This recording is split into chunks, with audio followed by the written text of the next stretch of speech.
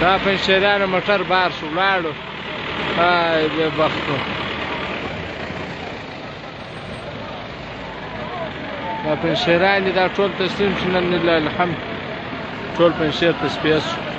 تصفیه بیا هم روانه ده. دا بل موټر ولاړو.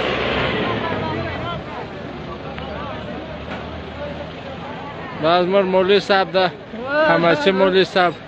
مولوي صاحب که لږ د لنډ معلومات راکړي دا اوس کوم ولایت ته او دا خلک ولې تسلیم شو، څه وجه وه؟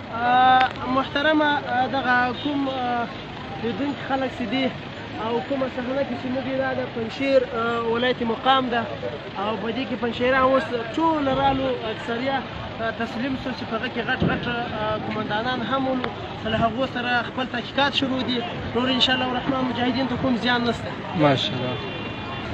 دا هم پنجشیریانو موټر ده مار کړی. دا مجاهدین دي لله الحمد.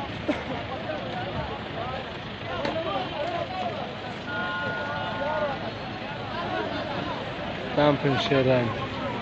دا هم پنجشیریان دي.